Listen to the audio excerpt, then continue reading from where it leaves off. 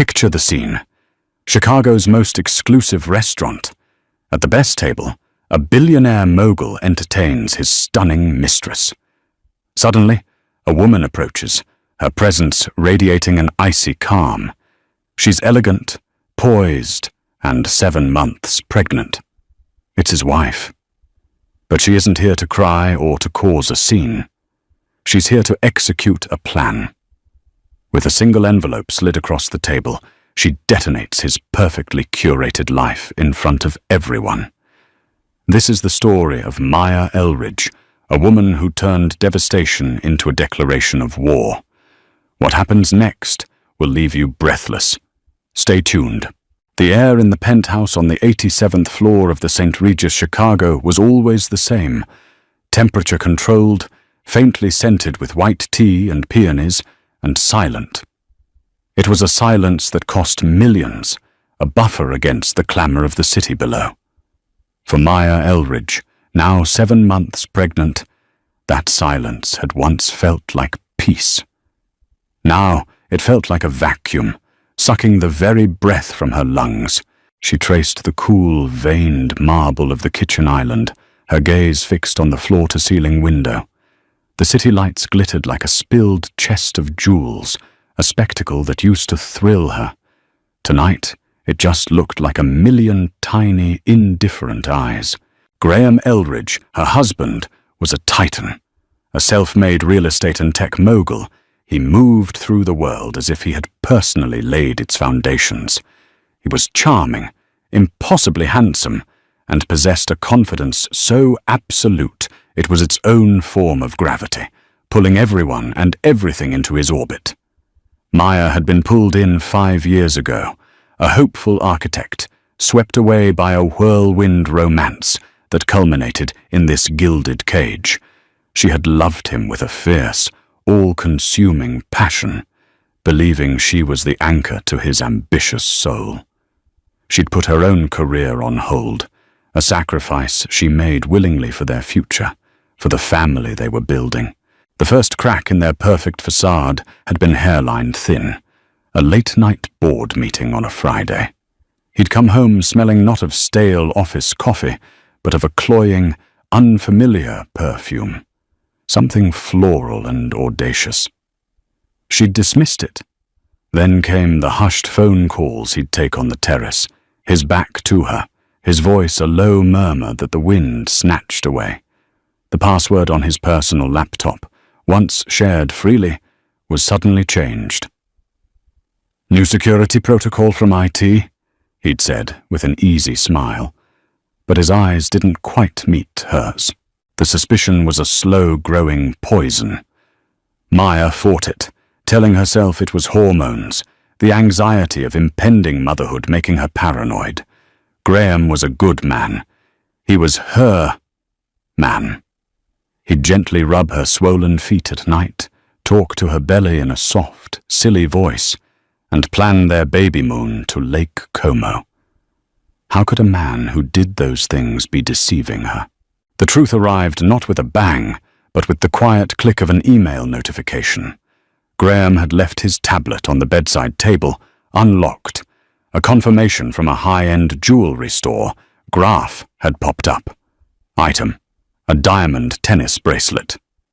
Recipient: Rhea Collins. Delivery address: a luxury condo in the Gold Coast she didn't recognize. The purchase date was 2 days ago, the day he'd claimed to be in grueling, back-to-back meetings, finalizing the new Elridge Tower project. Rhea Collins. The name struck Maya with the force of a physical blow. She was a new, ferociously ambitious VP in Graham's acquisitions department. Maya had met her once at a company gala. She remembered a young woman with razor-sharp cheekbones, a predatory intelligence in her eyes, and a red dress that was an event in itself. She had watched Rhea laugh at something Graham said, her hand lingering on his arm just a fraction of a second too long. At the time, Maya had registered it as a flicker of annoyance. Now, it replayed in her mind, in high definition, a scene from a horror film, where she was the only one who didn't know the monster was already in the house. For 3 days, Maya lived with the knowledge coiling in her gut. She functioned on autopilot, smiling when Graham kissed her goodbye, discussing nursery colors, feeling the baby kick inside her, a tiny, innocent life tethered to this colossal lie. The love she felt for him didn't just vanish, it curdled. It twisted into something agonizing, a phantom limb that ached with memory. Each touch from him felt like a brand, each lie a fresh layer of suffocation. She wasn't a fool. She knew the power imbalance was a canyon. Graham had the money, the lawyers, the influence. He could paint her as an unstable, hormonal pregnant woman. He could bury her. But as she sat in the silent penthouse, the city lights mocking her, something shifted. The immense, crushing weight of her grief began to solidify. It wasn't just sadness anymore. It was rage. A cold, clear, crystalline rage. He had not just cheated on her. He had gambled with their family. He had gambled with her future and the future of their child. He had done it all while looking her in the eye and telling her he loved her. The disrespect was a deeper wound than the infidelity itself. On the 4th day, she made a call, not to her mother, not to her sister, but to Delilah Monroe, the most feared divorce attorney in Chicago. Delilah was known for her discretion, her ruthlessness, and her utter lack of sentimentality. "Ms. Monroe," Maya said, her voice even, betraying none of the turmoil inside. "My name is Maya Eldridge. My husband is Graham Eldridge. I need to file for divorce, and I need to do it in a way he will never forget." There was a pause on the other end of the line, then Delilah's voice, smooth as silk, sharp as glass. "Mrs. Eldridge, I understand. When a man like your husband falls, the whole city feels the tremor. Tell me, how much of a tremor did you have in mind?" Maya looked at the tablet, still open to the jewelry receipt. She did a quick search for Rhea Collins and found her public Instagram profile. Her latest post, from an hour ago, was a story. A clinking champagne flute, a perfectly manicured hand, adorned with a new, sparkling diamond tennis bracelet, and a caption, "Tonight's we won't forget." The location tag was a single word. Aurelia. Aurelia. Graham's favorite restaurant for closing deals, an exclusive, opulent place where the city's elite went to be seen. He had taken her there on their first anniversary. The tremor, Maya thought, would start tonight. She wasn't going to cry. She wasn't going to scream. She was going to walk into that restaurant, carrying the future he had so carelessly discarded, and serve him the consequences on a silver platter. The gilded cage was about to break, and she would be the one holding the hammer. The black dress Maya chose was deceptively simple. It was a high-necked, long-sleeved sheath of soft cashmere that draped elegantly over her 7-month baby bump, a silhouette of quiet dignity. It wasn't a dress of mourning or revenge. It was armor. Her hair was pulled back into a severe, sleek chignon, and her makeup was minimal, save for a bold, blood-red lipstick. She looked in the full-length mirror, not at a heartbroken wife, but at a queen about to reclaim her throne. The reflection was of a woman she hadn't seen in years, focused, formidable, and entirely her own. Delilah Monroe had worked with breathtaking speed. A courier had delivered a thick manila envelope an hour ago. Inside were the freshly filed divorce papers, the petition for the dissolution of marriage. The top page was stark, its clinical language a brutal counterpoint to the emotional carnage it represented. Maya Eldridge, petitioner, versus Graham Eldridge, respondent. Delilah had advised her to wait, to strategize. But Maya knew that the power of this moment lay in its immediacy. It had to be a public execution of their marriage, a cauterization of the wound in front of the very person who had helped inflict it. She took a taxi, leaving her chauffeured Lexus in the garage. This was her journey alone. As the cab pulled up to Aurelia, perched atop a skyscraper in River North, she felt a tremor of fear, a final, flickering plea from the woman who still loved her husband. She silenced it. Love wouldn't protect her baby. Strength would. The maitre d', a man named Jean-Pierre, whom she knew well, greeted her with a warm smile that faltered when he saw her face. "Mrs. Elridge, what a pleasant surprise. Mr. Elridge did not say you were joining him. It's a surprise for him, too," Maya said, her voice cool and steady. "Which table are they at?" The use of "they" was deliberate. Jean-Pierre's professional mask tightened. He knew his clientele's secrets. With a brief, almost imperceptible nod of understanding, he gestured towards the corner of the dining room. "The corner booth by the window, of course. Your usual?" "Of course. Her favorite table. The one with the panoramic view of the skyline. The one he'd always reserved for their special occasions. The audacity of it stole her breath for a second, but she converted the pain into fuel. She walked through the restaurant, the low hum of conversation and the clinking of cutlery seeming to dim as she passed. She felt the stares, the curious glances. A woman so heavily pregnant, alone, walking with such unnerving purpose. And then she saw them. They were illuminated by the soft glow of a small table lamp and the glittering city behind them. Graham looked relaxed, magnetic, laughing at something Rhea was saying. Rhea was leaning forward, her expression adoring, her hand, the one with the new bracelet, resting possessively on his. They were in their own bubble, a world built on Maya's pain. As she approached, it was Rhea who saw her first. Her smile froze, a flicker of confusion turning into a flash of triumph.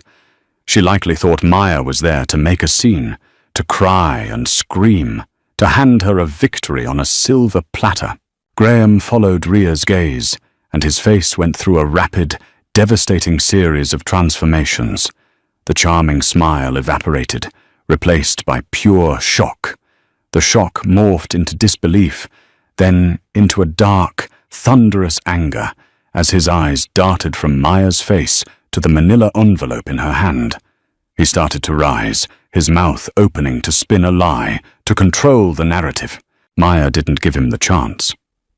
She reached the table and, without a word, slid the thick envelope onto the polished mahogany surface.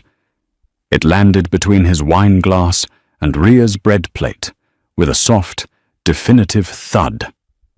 The sound was louder than a scream in the suddenly silent space around their table. "What is this, Maya?" Graham's voice was a low growl, meant to intimidate. Maya met his gaze, her own calm and unyielding. "It's your copy," she said, her voice carrying just enough for them, and perhaps the nearest tables, to hear clearly. "The original has been filed. Our lawyer, my lawyer, Delilah Monroe, sends her regards." The name hung in the air. Graham flinched. He knew who Delilah Monroe was. Every wealthy man in Chicago knew. Rhea, recovering her composure, let out a small, condescending laugh. "Are you serious? You're going to do this here? While you're pregnant? It's a little desperate, don't you think?" Maya finally turned her gaze to Rhea. She looked her up and down, a slow, dismissive appraisal that took in the expensive dress, the borrowed jewelry, the fleeting confidence. "Desperation is sleeping with a married man in the hope that you'll get his wife's seat at the table," Maya said, her voice dropping to a near whisper, yet each word a perfectly sharpened dart. "This is not desperation.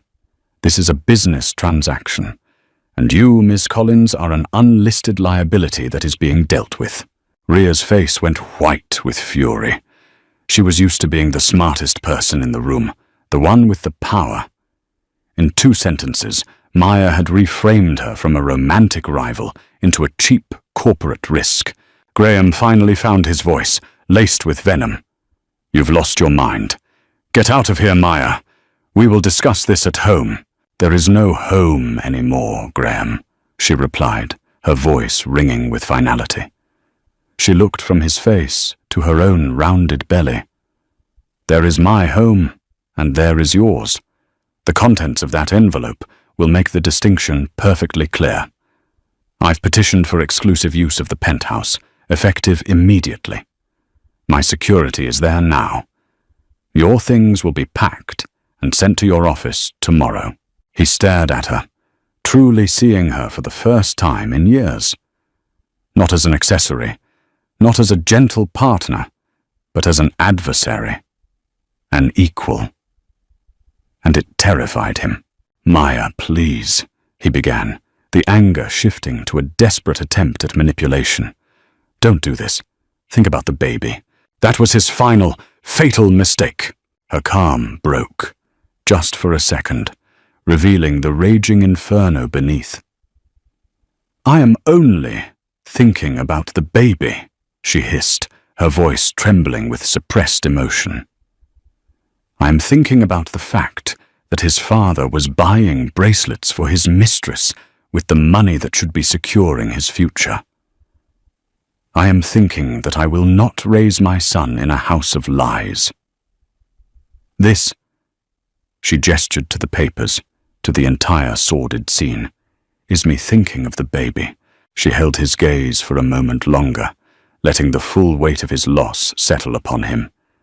He had lost his wife, his child, his home, and his carefully curated image, all in the space of 5 minutes. Without another glance at Rhea, Maya turned and walked away. Her back was straight, her steps even. She didn't look back. She could feel the eyes of the entire restaurant on her, but they didn't matter. The silence held until she was gone, and then a low murmur erupted. The tremor had begun. As she stepped out into the cool night air, she placed a hand on her belly, feeling the gentle flutter of a kick. It wasn't a kick of distress. It felt like a cheer. The fallout was immediate and catastrophic, just as Delilah Monroe had predicted. Graham Elridge wasn't just a rich man. He was a brand built on the image of stability, family, and success. The Aurelia incident, whispered from table to table, was a story too juicy to contain. By the next morning, it was the lead item on every gossip blog and financial news site. Billionaire Graham Elridge served divorce papers by pregnant wife in front of alleged mistress. Graham, accustomed to controlling every narrative, was apoplectic. He was locked out of his own home, his belongings arriving at his sterile corporate office in a series of humiliating cardboard boxes. He tried to call Maya, but the number was blocked. His texts, alternating between rage-filled threats and pathetic, pleading apologies, went unanswered. He had underestimated her completely. He had mistaken her quiet nature for weakness, her love for subservience. It was the most costly miscalculation of his life. Maya, meanwhile, retreated into the fortress of the St. Regis penthouse. But it was no longer a cage. It was a war room. Delilah Monroe became her general. A formidable woman in her 50s with eyes that missed nothing, Delilah laid out the battlefield. "He will try to crush you, Maya," Delilah said, her voice crisp as she paced the length of the living room, the city glittering behind her. "He'll use his money to drag this out. He will file motions to paint you as unstable, a gold digger, an unfit mother. He will try to bleed you dry emotionally and financially. Our job is to be smarter, faster, and more ruthless." The prenuptial agreement was Graham's first line of attack. It was an ironclad document, designed by his team of corporate sharks, intended to protect his vast fortune. It stipulated a modest, one-time payout, a fraction of his net worth. But Delilah found the loophole. Clause 12b, the infidelity clause. Delilah announced, a grim smile on her face as she tapped a perfectly manicured finger on the document. It voids the payout limitations in the event of proven adultery that causes significant public humiliation and brand damage. Your performance at Aurelia wasn't just personal, it was a tactical masterpiece. It triggered this clause beautifully. The first legal volleys were fired. Graham's lawyers, a prestigious firm named Lockwood and Steele, filed a motion to have the infidelity clause thrown out, claiming Maya's actions were a calculated and malicious setup. They demanded a psychological evaluation for her, citing erratic and emotionally volatile behavior. Maya felt a surge of panic, but Delilah was unmoved. "Standard procedure. It's designed to scare you. We counter." They countered with a vengeance. Delilah's team subpoenaed Graham's credit card statements, phone records, and travel logs. They subpoenaed Rhea Collins, forcing her into the legal spotlight she had desperately tried to avoid. They requested financial discovery on a scale that would expose every corner of Graham's empire, from his offshore accounts to his private equity ventures. It was a declaration of total war. The psychological conflict was the hardest part for Maya. At night, alone in the vast, empty bed they once shared, the memories would ambush her. The memory of his proposal on a sailboat in Lake Michigan, the goofy way he'd dance with her in the kitchen, the genuine tears in his eyes when she'd told him she was pregnant. Was that man a complete fabrication? The grief was a physical presence, a weight on her chest that made it hard to breathe. He tried to get to her directly. A bouquet of 1,000 white roses, her favorite, arrived with a handwritten note. "Maya, my love, I made a mistake. A stupid, unforgivable mistake. Don't throw away everything we built. I'll do anything. Let's talk." Gee, she read the note, her heart aching with the ghost of what they had been. Then she looked at the mountain of flowers, a grand, empty gesture that cost a fortune but required no real change, no real remorse. She took a photo of the bouquet and sent it to Delilah with a single message. Another exhibit for emotional manipulation. She then had the concierge dispose of the flowers. Graham's partner, a calmer, more grounded man named Elliot Klein, called her. "Maya, I'm not calling to defend him. What he did was indefensible," Elliot said, his voice heavy with disappointment. "But he's unraveling. The board is getting nervous. The press is eating us alive. He's talking about liquidating assets to fight you, moves that could jeopardize the entire company. Is there any way to de-escalate this?" "The only way to de-escalate, Elliot, is for him to sign a fair settlement," Maya replied, her voice firm. "One that secures my future and my child's future, accounting for the damage he has done. He started this war. I'm just fighting back with the weapons he gave me." The power imbalance began to shift in subtle ways. Graham, the man who controlled everything, was losing control. His attempts to intimidate her were being expertly parried by Delilah. His attempts to manipulate her were met with stony silence. The media, which he usually commanded, was painting him as a villain. For the first time, his money wasn't enough. Rhea Collins, stripped of Graham's protection, was crumbling. Deposed by Delilah's team, she was forced to admit the timeline of the affair, the gifts, the trips. Her career at Elridge Enterprises was over, her reputation in tatters. She tried to leverage her position, subtly threatening to release embarrassing details about Graham to the press unless he provided her with a generous severance. Graham, finally seeing her for the transactional opportunist she was, cut her loose completely. Rhea faded from the picture, a casualty of a war she had helped start but was not equipped to fight. One rainy Tuesday, Maya was at her obstetrician's office for a routine checkup. As she lay on the table, listening to the strong, steady thump, thump, thump of her baby's heartbeat through the Doppler, tears she hadn't allowed herself to shed finally came.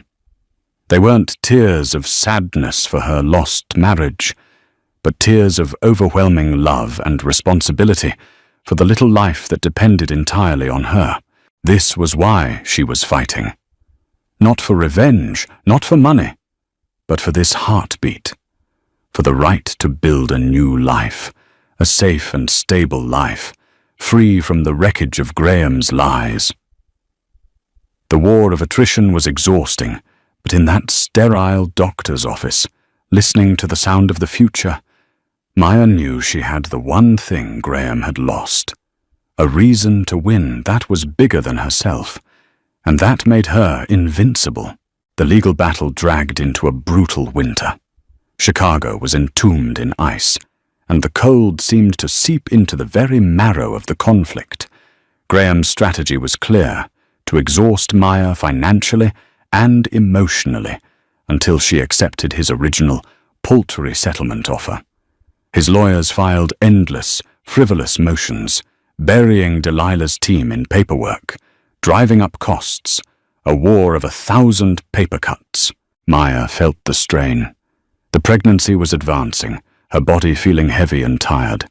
Some nights, doubt would creep in, whispering that she should just take the deal and find some peace. But then she would feel a kick, a reminder of her purpose, and her resolve would harden again. The turning point came from an unexpected source. Elliot Klein, Graham's business partner, requested a discreet meeting. They met in a quiet cafe in Lincoln Park, far from the prying eyes of the downtown core. Elliot looked haggard, the stress of the company's turmoil etched on his face. "Maya, I shouldn't be here," he began, stirring his coffee without looking at her. "But what Graham is doing, it goes beyond the divorce. It's reckless. He's become paranoid, obsessed. He's making decisions that could sink us all." "What kind of decisions?" Maya asked, her senses on high alert. Elliot hesitated, then seemed to make a decision. "He's been trying to leverage company assets for personal use, specifically the new Azure development project. He's trying to structure a loan against the project's capital fund." Maya's mind raced. The Azure was a massive luxury condominium project they had just broken ground on.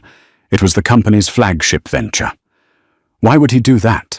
He has plenty of personal liquidity." "To hide it," Elliot said, finally meeting her eyes.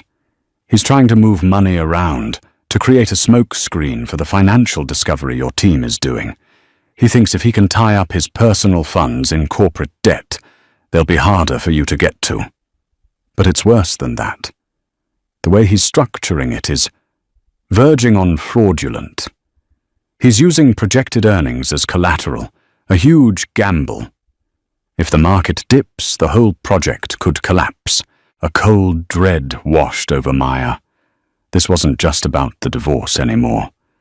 But there was something else in Elliot's eyes, a personal hurt. "There's more, isn't there?" she prodded gently. Elliot sighed, a cloud of defeat. The affair with Rhea Collins. It wasn't just a fling, Maya. It was strategic. Rhea was his point person on a secret side project. They were planning a hostile takeover of my shares. He was using her to gather intel on my other investments, looking for a weakness, a reason to trigger the buyout clause in our partnership agreement. The breath left Maya's body. The betrayal was a hydra, sprouting new, more monstrous heads. Graham hadn't just cheated on his wife, he had been actively plotting to ruin his oldest friend and business partner, the man who had been best man at their wedding. Rhea wasn't just a mistress, she was a co-conspirator. He was going to use the profits from the Azure project, once he controlled it entirely, to build his own dynasty. "Free of me, free of you," Elliot finished, his voice bitter. Maya sat in stunned silence. The puzzle pieces clicked into place with horrifying clarity. Graham's charm, his ambition, she had seen them as his strengths. Now she saw them for what they were. Tools for a deep-seated narcissism, a pathological need to win at any cost, against anyone. He hadn't just broken their vows. His entire character was a lie. He didn't build things. He consumed them. He consumed people. What was in it for her? Maya asked, her voice barely a whisper. A seat on the new board. A massive equity stake. Power. Rhea didn't want to be your replacement, Maya. She wanted to be him. That night, Maya couldn't sleep. She walked through the silent penthouse, a ghost in her own home, replaying 5 years of her life through this new, terrifying lens. Every grand gesture, every shared secret, every promise, it was all tainted, part of a larger, more calculated deception. The pain was immense, but underneath it, a new feeling was born. Leverage. She called Delilah first thing in the morning. Delilah, I have something big. She recounted the entire conversation with Elliot. There was a long silence on the other end of the line, and for a moment, Maya feared she had made a mistake. Then, she heard Delilah let out a low, sharp exhale. It was the sound of a predator catching a scent. Maya, Delilah said, her voice electric with intensity. This changes everything. This is no longer about an infidelity clause. This is potential corporate fraud. This is a conspiracy. Elliot Klein is now our star witness. His testimony would not just win your divorce case. It could trigger an SEC investigation. Graham wouldn't just lose half his assets. He could lose his company. He could lose his freedom. The power had shifted completely. Graham thought he was fighting a war of attrition. He had no idea Maya was about to drop a nuclear bomb. Delilah's team moved with lethal precision. They drafted a new settlement proposal. It was no longer a request. It was a demand. They didn't mention Elliot or the takeover plot directly. Instead, they laid out a series of financial demands so specific and audacious they could only have come from a place of absolute certainty. They demanded a full 50% of his liquid assets, the title to the penthouse free and clear, a non-negotiable, multi-million-dollar trust fund for the child, and full ownership of a portfolio of private equity investments Maya hadn't even known he had. Investments Elliot had pointed them to. They sent the proposal to Graham's lawyers. The response, for the first time, wasn't an arrogant dismissal. It was silence. A panicked, deafening silence. Graham knew, in that moment, that she knew. He didn't know how, but he knew she had found his secret, the one that could ruin him utterly. His legal maneuvering, his intimidation tactics, his mountains of money, they were all useless now. He was staring into an abyss of his own making. The architect's wife, the quiet, gentle woman he had so casually discarded, had cornered him. And she was about to bring the whole temple down on his head. The silence from Graham's camp lasted for 48 hours. To Maya, it felt like a lifetime. She was in the final weeks of her pregnancy, a state of perpetual discomfort and anticipation that mirrored the legal standoff. Every moment was suspended, waiting for either a kick from her baby or a call from Delilah. The call came on a Thursday afternoon as snow fell in thick, silent blankets over the city. He wants to meet, Delilah said, her voice devoid of triumph, purely professional. Just you and him. No lawyers. He says he will sign whatever you want. But he needs to talk to you first. Maya's first instinct was to refuse. Why should she give him the satisfaction? Why endure one more ounce of his presence? I advise against it, Delilah said immediately. It's a risk. He will try to manipulate you. I know, Maya replied, her hand resting on her stomach. But if I don't do this, if I don't face him one last time, I think it will always be a loose thread. I need to hear it. I need to see it. I'm not the same woman he knew, Delilah. He can't hurt me anymore. She agreed to meet him in the most neutral territory she could think of, the empty penthouse. It was her ground now, but it was filled with the ghosts of their shared life. She wanted him to see what he had lost in the very space he had lost it. He arrived exactly on time. When she opened the door, she was struck by how diminished he looked.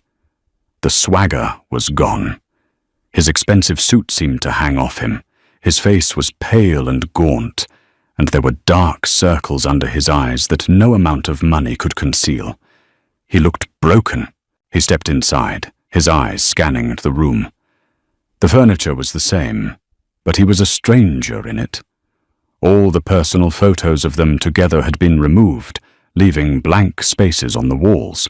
"Maya," he said, his voice raspy. "Graham," she replied, not moving to let him further into the room. She stood her ground, a queen in her court. He held up the settlement agreement, the one Delilah had sent. It was in his hand, along with a pen. "I'll sign it, all of it. The assets, the penthouse, the trust for the baby. Whatever you want." "I know," she said simply. His face crumpled slightly at her lack of reaction. He had expected relief, maybe even a gloating smile. Her calm unnerved him.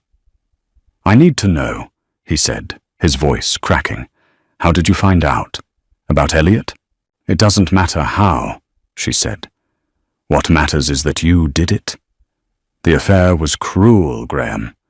But plotting to destroy your best friend, the man who stood by you from the beginning? What kind of person does that?" For the first time, he didn't have a slick answer. He looked away, towards the window and the falling snow. "A person who gets so used to winning, they forget what it costs," he whispered. I got lost, Maya. I saw the baby coming, this life, our perfect life, and it felt like a cage. I felt like the walls were closing in. I wanted more. I wanted to prove I was still the guy who could conquer anything. And you saw me and our son as something to be conquered, or something to escape? She asked, her voice dangerously quiet. Tears welled in his eyes. Real tears.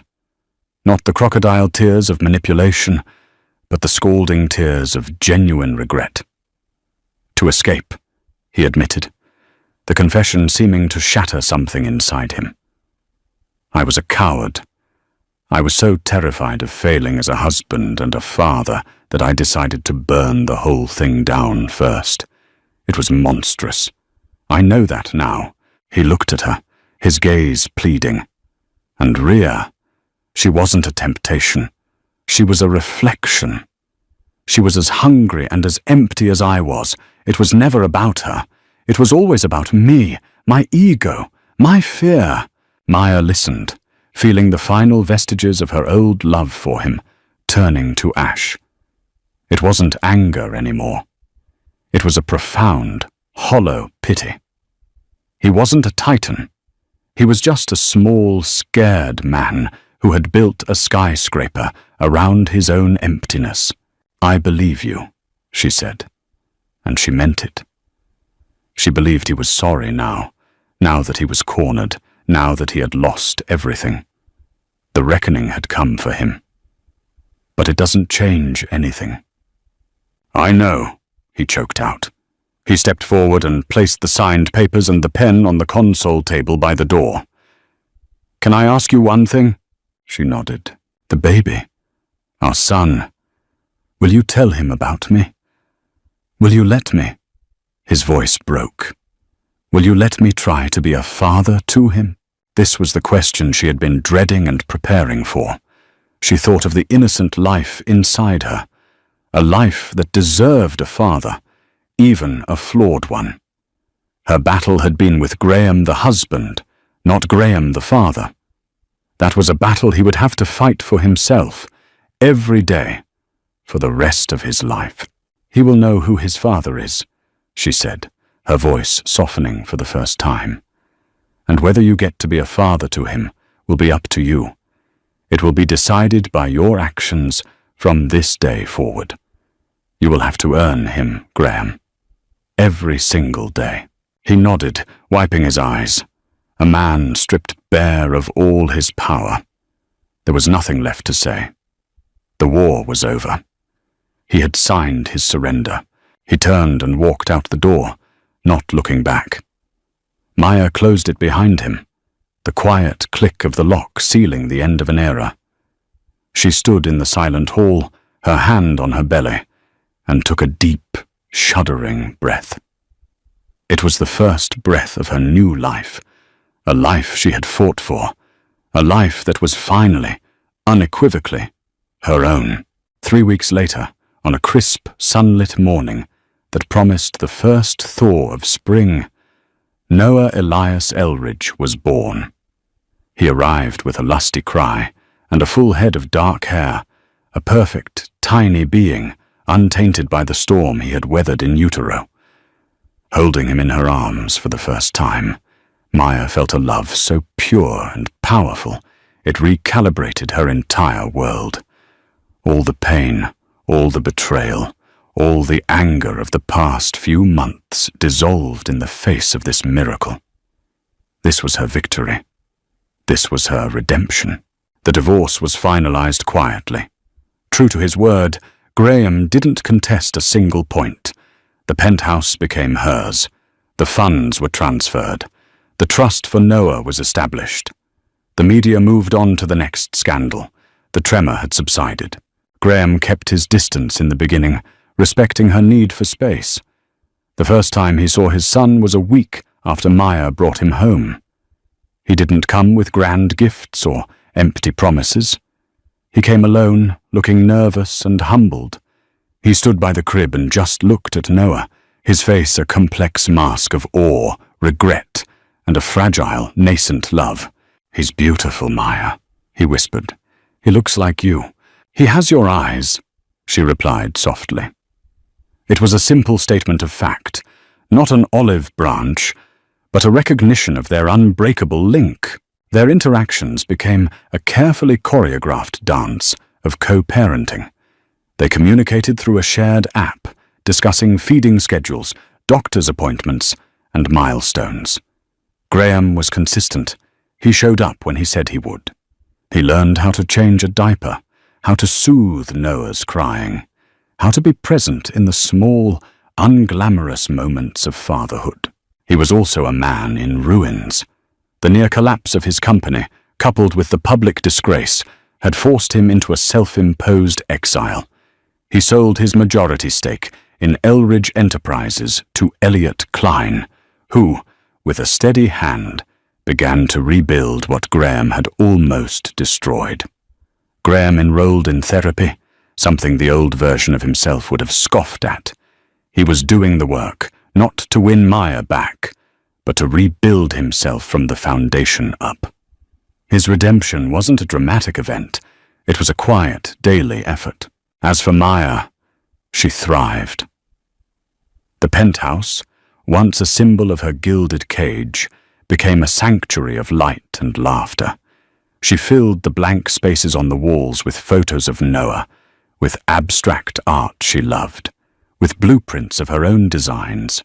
With the financial security she had fought for, she opened her own boutique architecture firm, Elridge and Associates, keeping the name not for him, but for her son. She started small, taking on projects she was passionate about, a community library, a sustainable housing project. Her creativity, so long dormant, bloomed with ferocious intensity. She was no longer just a mother or an ex-wife. She was Maya, the architect. One sunny afternoon, about a year later, she was in Millennium Park with Noah, watching him take wobbly first steps on the grass near the Pritzker Pavilion. Graham was there, sitting a respectful distance away on a bench. They were meeting for the custody exchange. It was comfortable, practiced. He walked over, a small, genuine smile on his face. "He's getting fast." "Tell me about it," Maya laughed, scooping a giggling Noah into her arms. They stood there for a moment in a comfortable silence. Two people forever bound by the child between them, but no longer by the wreckage of their past. They were not friends, not enemies, just co-parents, architects of a new, separate but connected reality for their son. "You're doing a great job, Maya," Graham said quietly, his eyes on Noah. "With him. With the firm. I saw your feature in Architectural Digest. It's amazing." "Thank you, Graham," she replied, and the gratitude was real. "You're doing good too." He had earned that much. He had shown up. He was trying, as he took a happy, babbling Noah from her arms, their hands brushed. There was no spark, no ghost of a thrill, just the simple, mundane reality of two people sharing a responsibility.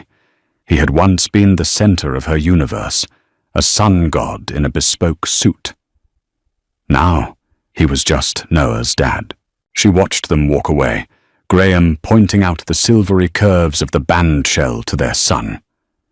Maya turned her face to the sun, feeling its warmth. She had not only survived, she had been reborn. She had walked through fire and emerged not scarred, but forged. She had lost a husband, but had found herself.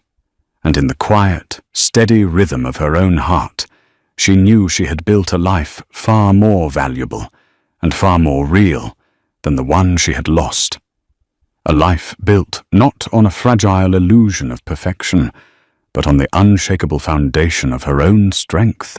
Maya's story is a powerful reminder that our deepest betrayals can often lead to our greatest transformations. She didn't just get divorced. She reclaimed her power, her identity, and her future. It shows that strength isn't about never falling. It's about how you rise. What did you think of her journey? Was Graham's redemption believable? Could you have been as calculated as Maya in that moment? We'd love to hear your thoughts in the comments below. Every story has many sides, and your perspective makes our community richer. If this story of resilience, betrayal, and rebirth resonated with you, please give this video a like and share it with someone who might need to hear it. And don't forget to subscribe and hit the notification bell so you won't miss our next story. Thank you for watching.